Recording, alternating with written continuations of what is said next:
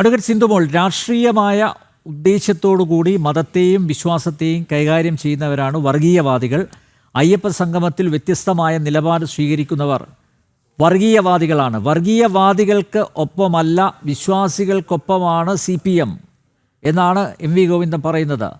ശബരിമല കേസിൽ സുപ്രീം കോടതിയിൽ കൊടുത്ത സത്യവാങ്മൂലം പിൻവലിക്കണം എന്നുള്ളതല്ല ഇപ്പോൾ ചർച്ച ചെയ്യേണ്ടത്.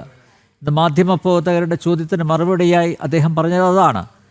കോടതിയുടെ പരിഗണനയിൽ ഇരിക്കുന്ന യുവതീ പ്രവേശനവുമായി ബന്ധപ്പെട്ട വിഷയത്തിൽ അഭിപ്രായം പറയേണ്ട കാര്യമില്ല എന്നും MV ഗോവിന്ദൻ പറയുന്നു. മാത്രമല്ല, യുവതീ പ്രവേശം അത് അടഞ്ഞ അധ്യായമാണ് എന്നും ഗോവിന്ദൻ പറയുന്നുണ്ട്. വിശ്വാസികളോട് ഇത്രയധികം സ്നേഹം തോന്നാനുള്ള കാരണം എന്താകും? കാപട്യമാണ്, എല്ലാവർക്കും അറിയാം. പക്ഷേ എങ്കിലും ഞങ്ങൾ വിശ്വാസികൾക്കൊപ്പമാണ് എന്ന് പറയാനുള്ള ആർജവം എങ്ങനെ ഗോവിന്ദനുണ്ടായി?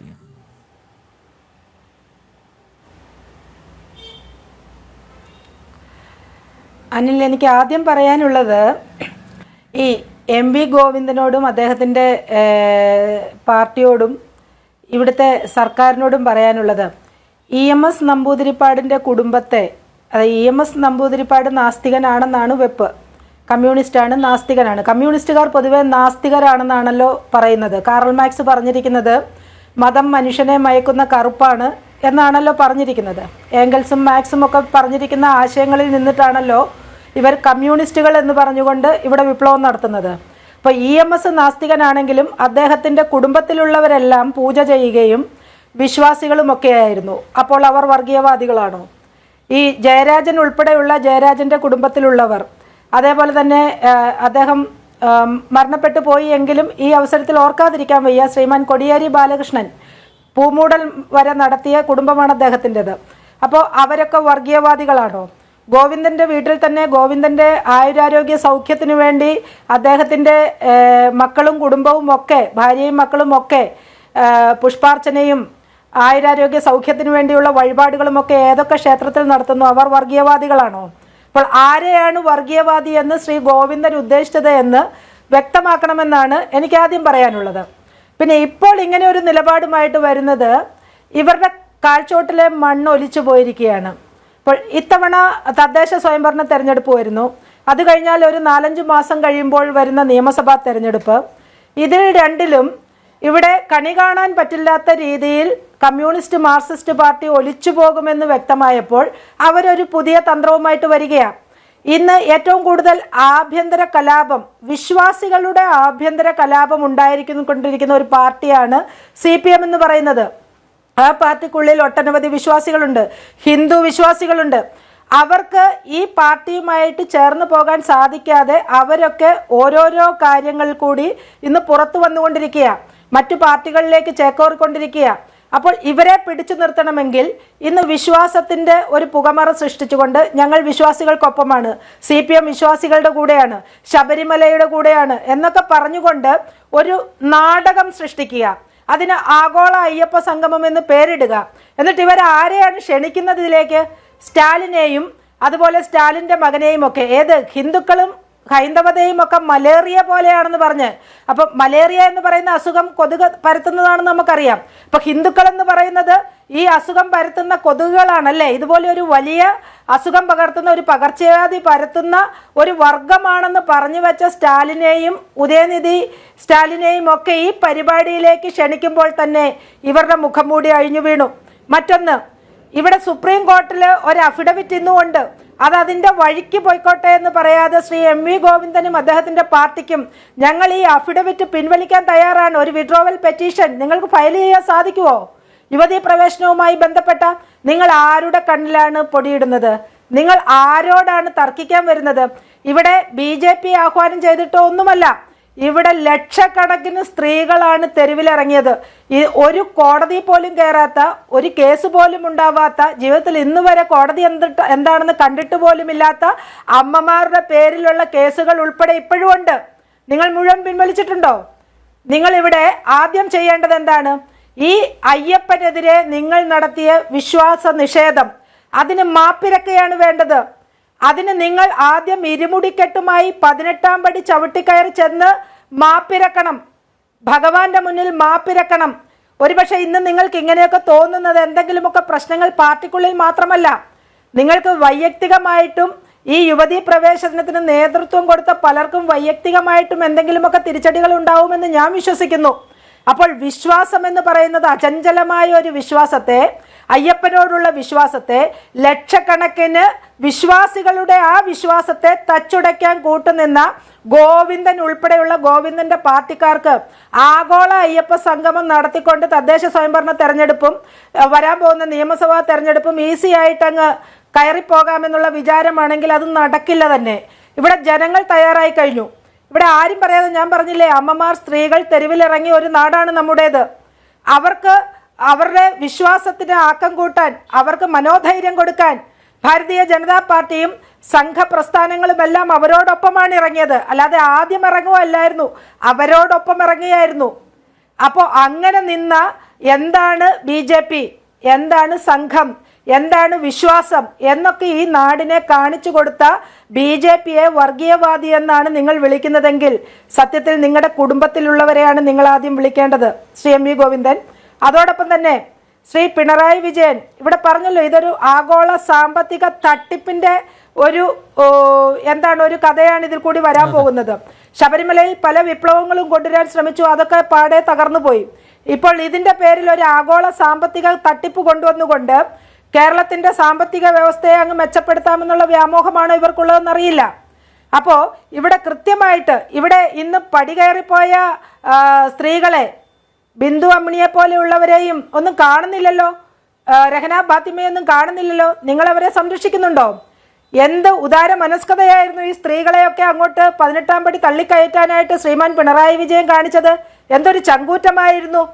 പോലീസിനെ ഉപയോഗിച്ച്, ഇവിടുത്തെ കമ്മ്യൂണിസ്റ്റുകാരായിട്ടുള്ള നാസ്തികരെ ഉപയോഗിച്ച്, അവിടെ നിലയ്ക്കലിൽ ഞങ്ങളുടെ അയ്യപ്പ ഭക്തന്മാരെ അടിച്ചോടിച്ച, സ്ത്രീകളെ ഉൾപ്പെടെ അടിച്ചോടിച്ച ദൃശ്യമൊന്നും ഇന്നും കേരളത്തിലെ ഒരു ഹിന്ദുവിൻ്റെ മനസ്സിൽ നിന്നും മാഞ്ഞു പോയിട്ടില്ല. അതൊരിക്കലും മായില്ല. മരണത്തോടു കൂടി മാത്രമേ ഏതൊരു ഹിന്ദു വിശ്വാസിക്കും അത് മറക്കാൻ സാധിക്കൂ. അത്രയും ദൈന്യതയോടെ കുഞ്ഞുങ്ങളെ കെട്ടിപ്പിടിച്ച് കരഞ്ഞ അയ്യപ്പ ഭക്തന്മാരുണ്ട്. ഒരിറ്റു വെള്ളത്തിനു വേണ്ടി ക്യൂവിൽ നിന്ന് കരഞ്ഞ കുഞ്ഞുങ്ങളുണ്ട്.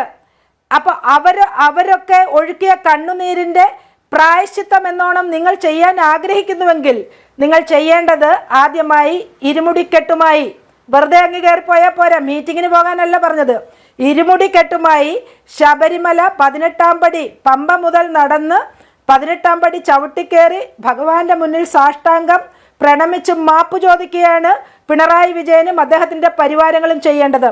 ഇവിടെ ഇവർ പറയുന്നത് എന്താ, ദേവസ്വം ബോർഡാണ് ചെയ്യാൻ പോകുന്നതെന്നാ. ഈ ദേവസ്വം ബോർഡ് ആരുടെ ഭാഗ?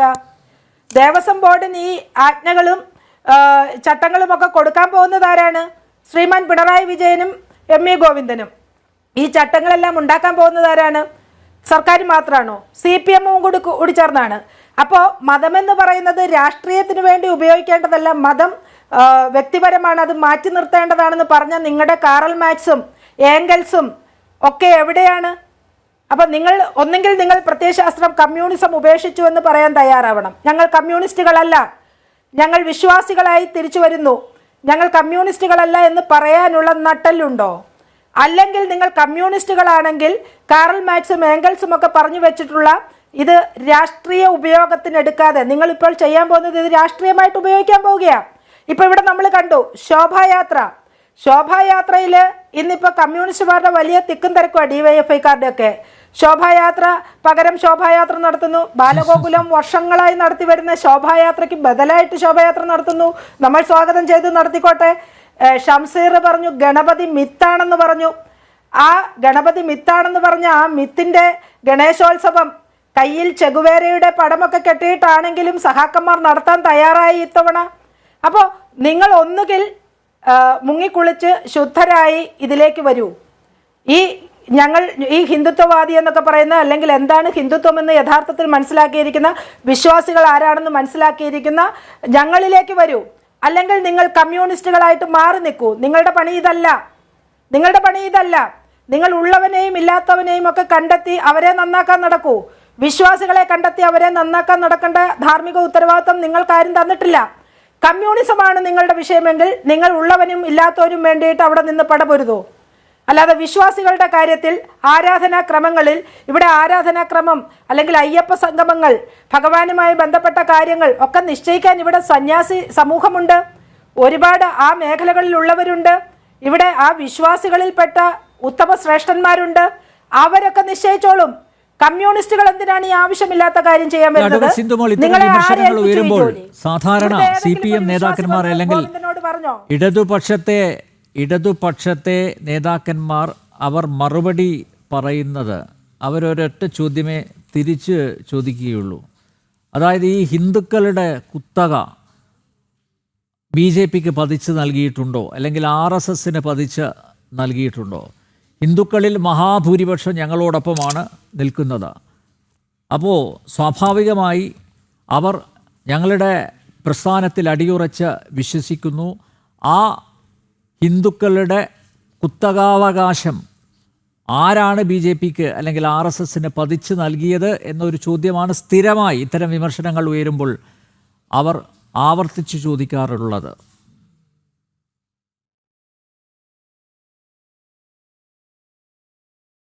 1950 ശബരിമലയിൽ ഉണ്ടായ അഗ്നിബാധയെ തുടർന്ന് എന്തു വാഗ്ദാനമായിരുന്നു കമ്മ്യൂണിസ്റ്റ് പാർട്ടി നൽകിയത്? അധികാരത്തിൽ എത്തിച്ചു കഴിഞ്ഞാൽ സർവ്വതും നന്നാക്കി വലിയ സംഭവമാക്കി തരാമെന്നൊക്കെ പറഞ്ഞിട്ടല്ലേ അധികാരത്തിലേക്കൊക്കെ വന്നത്? എന്നിട്ട് എന്ത് ചെയ്തു? നിങ്ങൾ ഏതെങ്കിലും കാലത്ത് വിശ്വാസികളുടെ ഏതെങ്കിലും ഒരു പ്രശ്നത്തിൽ നട്ടലോടുകൂടി നിന്ന് ഇവർ ഇടപെട്ടിട്ടുണ്ടോ? ഇപ്പോൾ വിശ്വാസികളായിട്ടുള്ളവർ, ആചാരാനുഷ്ഠാനങ്ങളിൽ വിശ്വസിക്കുന്നവർ, അവരൊക്കെ ആരിലാണ് പ്രതീക്ഷ അർപ്പിച്ചത്? അവരുടെ എല്ലാ കാര്യങ്ങൾക്കും കൂടെ നിൽക്കുന്നത്. എത്ര വിമർശനങ്ങൾ ഉണ്ടായിട്ടും, ശ്രീകൃഷ്ണ ജയന്തി പോലെ, ഇതുപോലെ ഗണേശോത്സവം പോലെ, അല്ലാതെ രാമായണ മാസം ആചരിക്കുന്നത് പോലെ ഹിന്ദുക്കളുടെ നവോത്ഥാനത്തിനു വേണ്ടി അവരുടെ ആ വിശ്വാസവുമായി ചേർന്ന് നിന്നിട്ടുള്ള ഏതു കാര്യങ്ങളിലും ഏതു സമയത്താണ് RSSും BJPയും ഒക്കെ ഇരുന്നിട്ടുള്ളത്? ഈ ഒരു 10 വർഷം കൊണ്ടാണോ ഈ മേഖലയിൽ ഞങ്ങളുള്ളത്? എത്രയോ കാലങ്ങളായി ഇവിടെ പറയും ഹിന്ദുത്വ വേറെ, ഹിന്ദു വേറെ, സവർക്കറാണ് ഹിന്ദുത്വ എന്ന് പറഞ്ഞതെന്നൊക്കെ പറഞ്ഞ് വലിയ നരേറ്റീവ് കൊണ്ടുവരും. ആയിക്കോട്ടെ, സവർക്കർ പറഞ്ഞ ഹിന്ദുത്വയും ഹിന്ദു മതവും തമ്മിൽ എന്താണ് ബന്ധം? അത് രാഷ്ട്രം എന്ന് പറയുന്നത്, ഇവിടുത്തെ ദേശീയത എന്ന് പറയുന്നത് ഇവിടുത്തെ മതവും സംസ്കാരവും ഒക്കെയായിട്ട് ചേർന്ന് പോകുന്നതാണെന്നാണ് അദ്ദേഹം പറഞ്ഞു വെച്ചത്. അതാണ് അനുവർത്തിക്കുന്നത്. ഇവിടുത്തെ മതമെന്ന് പറയുന്നത് ഇവിടുത്തെ സംസ്കാരവും എല്ലാ വിശ്വാസവും ഒക്കെ ചേർന്ന് പോകുന്ന ഒന്നാണ്. അതാണ് ഒരു രാഷ്ട്രത്തെ ജീവനോടെ നിലനിർത്തുന്നത് എന്ന് മനസ്സിലാക്കിയ RSSനോട് ചേർന്ന് നിൽക്കുന്ന പ്രസ്ഥാനങ്ങൾ ഈ ഹിന്ദു വിശ്വാസങ്ങളെ മാത്രമല്ല എല്ലാ വിശ്വാസങ്ങളെയും നേരായ വഴിയിൽ കൊണ്ടുവരാൻ ശ്രമിക്കുമ്പോൾ അത് ഇന്നും ഇന്നലെയും തുടങ്ങിയതല്ല, കാലങ്ങളായി തുടങ്ങിയിട്ടുള്ള ഈ പ്രവർത്തനം. നിങ്ങളുടെ എത്രയോ വിമർശനങ്ങൾക്ക് ഞങ്ങൾ പാത്രീഭവിച്ചിട്ടുണ്ട്. നിങ്ങളുടെ എത്രയോ കൂരമ്പുകൾ ഞങ്ങളുടെ നേരെ വന്നിട്ടുണ്ട്. നിങ്ങളുടെ എത്രയോ ഞങ്ങളുടെ ആളുകളെ നിങ്ങൾ ഇല്ലാതാക്കിയിട്ടുണ്ട്. ഞങ്ങൾ തളർന്നിട്ടില്ലല്ലോ. ഇതെല്ലാം ചേർത്ത് വെച്ചുകൊണ്ടാണ് ഞങ്ങൾ മുന്നോട്ട് പോയിട്ടുള്ളത്. അതുകൊണ്ട് ഞങ്ങൾ ഹിന്ദുക്കളുടെ കുത്തക ഏറ്റെടുക്കുകയാണോ എന്ന് ചോദിച്ചു കഴിഞ്ഞാൽ അവർ തന്നിരിക്കുന്ന ഒരു അവകാശമാണത് ഞങ്ങൾക്ക്. ഞങ്ങൾ അങ്ങോട്ട് പോയി വാങ്ങിയതല്ല.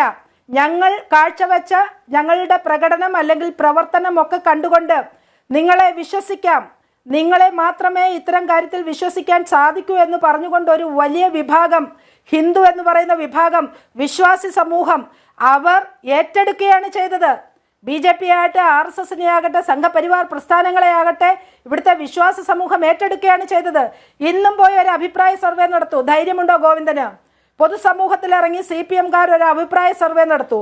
വിശ്വാസികളുടെ കാര്യത്തിൽ, വിശ്വാസത്തിൻ്റെ കാര്യത്തിൽ, ആചാരത്തിൻ്റെ കാര്യത്തിൽ, ധർമ്മത്തിൻ്റെ കാര്യത്തിലൊക്കെ നിങ്ങൾ ആരുടെ കൂടെയാണ് നിൽക്കുന്നതെന്ന് പബ്ലിക്കിൻ്റെ ഇടയിൽ ഒരു സർവേ നടത്താൻ തയ്യാറാകുക. അവർ ഒരേ ഒരു പേരേ പറയൂ, അത് RSS ആണ്, അത് BJP ആണെന്നേ പറയൂ. അവിടെ CPMൻ്റെ പേര് പറയില്ല. നിങ്ങൾ ഇവിടെ നാശം വിതച്ച പാർട്ടിയാണെന്നേ പറയൂ. ഹിന്ദുത്വത്തെ ഇല്ലാതാക്കാൻ, ഹിന്ദു മതത്തെ ഇല്ലാതാക്കാൻ, സർവ്വവിശ്വാസങ്ങളെയും ഇല്ലാതാക്കാൻ, വോട്ട് ബാങ്കിന് വേണ്ടി മാത്രം ഇവിടെ കണ്ണിൽ പൊടിയിട്ട് ജീവിക്കുന്ന ഒരു വർഗം ആണെന്ന് മാത്രമേ ഇവിടുത്തെ പൊതുസമൂഹം നിങ്ങളെക്കുറിച്ച് പറയൂ എന്ന് മനസ്സിലാക്കുക.